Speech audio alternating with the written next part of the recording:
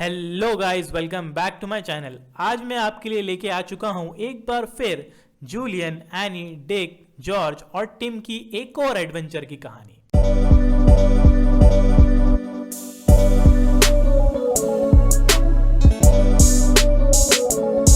आज मैं बात करूंगा फेमस 5 सीरीज की second book 5 goes to adventuring again के बारे में।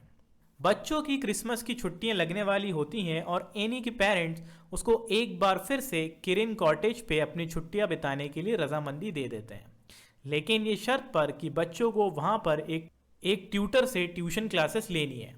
बस फिर क्या था, इसके बाद जूलियन, डिक और एनी किरिन आइलैंड पर पहुंच जाते हैं और वहां जाके वो अपने कजन जॉर्ज और उसके पेट डॉग टिमोथी से मिलते हैं और साथ साथ जॉर्ज के पेरेंट्स आंट फैनी और अंकल क्विंटन से भी मिलते हैं। बच्चों को पहले ही आगाह कर दिया जाता है कि अंकल क्विंटन अपनी बुक लिख रहे हैं, जिसके लिए वो दिन भर अपनी स्टडी में बिजी रहते हैं और उन्हें वहां पर किसी का भी आना जाना पसंद नहीं है। शर्त के मुताबिक अंकल क्विंटन बच्चों के ट्यूशन के लिए एक ट्यूटर को हायर कर लेते हैं जिसका नाम होता है मिस्टर रॉलैंड। वो बच्चों से कहते हैं कि मिस्टर रॉलैंड कल किरिन आइलैंड आ रहे हैं, जिसके लिए बच्चों को उन्हें लेने के लिए स्टेशन जाना पड़ेगा। मिस्टर रॉलैंड से पहली ही मुलाकात में बच्चों को पता चल जाता है कि उन्हें जानवर पसंद नहीं है, इसलिए मिस्टर रॉलैंड पहले बार से ही टिम को पसंद नहीं करते हैं और ये बात जॉर्ज नोटिस कर लेती है और उसके नज़र में मिस्टर रॉलैंड खटक जाते हैं। अगले दिन बच्चे किरिन फार्म हाउस घूमने जाते हैं। वो एक पुराना सा घर होता है जिसमें बूढ़े मिस्टर और मिसेस सैंडर्स रहते हैं। बच्चे उस फार्म हाउस के आसपास घूम रहे होते हैं कि तभी घर के अंदर जूलियन का पैर एक गड्ढे के अंदर चला जाता है। जब जूलियन उस गड्ढे के अंदर हाथ डाल के देखता है तो वो एक छोटा सा खुफिया कंपार्टमेंट होता है, जिसके अंदर उसे एक कपड़े का मैप मिलता है जिसपे लैटिन भाषा में कुछ लिखा हुआ होता है। मिसेस सैंडर्स कहती हैं कि ऐसे सीक्रेट कंपार्टमेंट तो पूरे घर में कहीं ना कहीं छिपे हुए हैं और ऐसा ही एक कंपार्टमेंट ऊपर वाले कमरे की अलमारी के पीछे भी बना है, लेकिन तुम बच्चे वहां पर अभी जा नहीं पाओगे क्योंकि वहां पर अभी दो आर्टिस्ट रहने आए हैं जिनका नाम होता है थॉमस और विल्टन।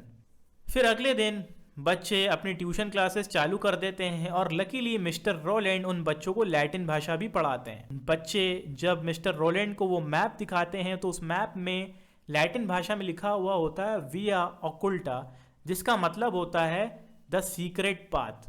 फिर इसके बाद बच्चे मिस्टर रॉलैंड को किरिन फार्म हाउस के बारे में बताते हैं, जिस पर मिस्टर रॉलैंड बोलते हैं कि अगली बार वो भी किरिन फार्म हाउस जाना चाहते हैं। पढ़ाते वक्त टिम बच्चों के साथ ही बैठा रहता है, लेकिन मिस्टर रॉलैंड अंकल क्विंटन से कंप्लेन कर देते हैं कि वो कुत्ता उन्हें परेशान करता है।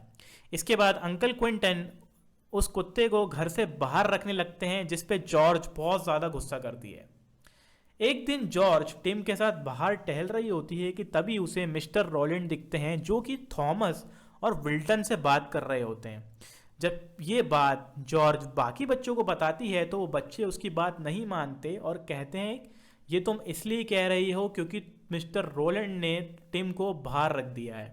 उस गड्ढे में मिले नक्शे के मुताबिक उसमें बाकी के कुछ इंस्ट्रक्शंस इस प्रकार होते हैं कि उन्हें एक ऐसा कमरा खोजना है जिसकी दीवार ईस्ट की तरफ फेस करती हो और जिसकी रूम की फ्लोरिंग लकड़ी की बनी हो। लेकिन पूरा किरिन फार्म हाउस छान मारने पर भी उन्हें ऐसा कोई भी कमरा नहीं मिलता। एक रात जब सब सो रहे होते हैं तो वो एकदम से टिम के भौंकने की आवाज़ से सबके सब उठ जाते हैं। सारे के सारे अंकल क्विंटन की स्टडी के पास पहुंचते हैं। वहां पर सब देखते हैं कि टिम मिस्टर रॉलैंड के ऊपर भौंक रहा होता है। मिस्टर रॉलैंड कहते हैं कि वो पानी पीने के लिए उठे थे, लेकिन इस कुत्ते ने उन्हें काट लिया, जिसपे अंकल क्विंटन टिम को हमेशा के लिए बाहर रखने की सजा दे देते हैं। इस बात से जॉर्ज और ज़्यादा गुस्सा हो जाती है और अगले दिन ट्यूशन पढ़ने भी नहीं आती है। उसी रात घर के बाहर बहुत तेज़ बर्फबारी हो रही होती है और जॉर्ज को टिम की चिंता हो रही होती है कि कहीं टिम को सर्दी न लग जाए, इसलिए वो रात में उठ के टिम को घर के अंदर ले लेती है और अंकल क्विंटन की स्टडी में सुला लेती है। सुबह होने से पहले ही वो टिम को स्टडी से बाहर कर देती है। अगली सुबह फिर जॉर्ज ट्यूशन पढ़ने के लिए नहीं आती है, लेकिन इस बार अंकल क्विंटन आग बबूला होके आते हैं और कहते हैं कि उनकी स्टडी से उनके रिसर्च के 3 इम्पॉर्टेंट पेपर गायब हैं। वो सब जगह ढूंढते हैं और सबसे पूछते हैं और वो बहुत ही ज़्यादा गुस्से में होते हैं। फिर आग में घी डालने के लिए मिस्टर रॉलैंड कहते हैं कि कल रात उन्होंने जॉर्ज को अंकल क्विंटन की स्टडी में जाते देखा था और आज वो ट्यूशन पढ़ने भी नहीं आई है। जिसके बाद जॉर्ज को बुलवाया जाता है और उससे पूछताछ करी जाती है। जॉर्ज मान लेती है कि कल रात स्टडी में वही थी, लेकिन उसने पेपर नहीं घुमाए हैं। उसे बहुत ज़्यादा डांट भी पड़ती है। ये सब अंकल क्विंटन की स्टडी में ही हो रहा होता है। जब अंकल क्विंटन उसे डांट के चले जाते हैं तभी वो अंकल क्विंटन की स्टडी को अच्छे से देखने लगती है। तभी उसकी दिमाग की बत्ती जलती है और उसे मैप के इंस्ट्रक्शंस याद आते हैं। वो एक ऐसे कमरे की तलाश में थे जिसकी दीवार ईस्ट की तरफ फेस कर रही हो और जिसकी फ्लोरिंग लकड़ी की हो, और अंकल क्विंटन की स्टडी सेम वैसी ही होती है। खैर, तब तक जॉर्ज को सज़ा मिल चुकी होती है और उसको रूम में बंद कर दिया जाता है। लेकिन एक रात जूलियन और एनी रात में सबसे छुप के जॉर्ज से मिलने के लिए जाते हैं। तभी जॉर्ज उन्हें सब बताती है कि उसने रॉलैंड को थॉमस और विल्टन से बात करते देखा था और अंकल क्विंटन की स्टडी मैप से भी मैच करती है। जिसके बाद जूलियन और डिक मिस्टर रॉलैंड पर नज़र रखते हैं और उनका पीछा करने लगते हैं। वो भी ये देख के ताज्जुब हो जाते हैं कि मिस्टर रॉलैंड छुप छुप के थॉमस और विल्टन से मिलते हैं। फिर एक रात सारे बच्चे छुप के अंकल क्विंटन की स्टडी में पहुंचते हैं और जो दीवार ईस्ट को फेस कर रही होती है उस पे 8 बॉक्सेस बने होते हैं। जब डिक उनमें से एक बॉक्स को टच करता है तो अचानक रूम की फ्लोर में एक खुफिया सा दरवाज़ा खुल जाता है। जब बच्चे उस दरवाजे से नीचे उतरते हैं तो वो एक पूरा का पूरा रास्ता होता है। जब बच्चे उस रास्ते को पूरा ख़त्म करते हुए पहुंचते हैं तो वो एक कबर्ड के पीछे पहुंचते हैं।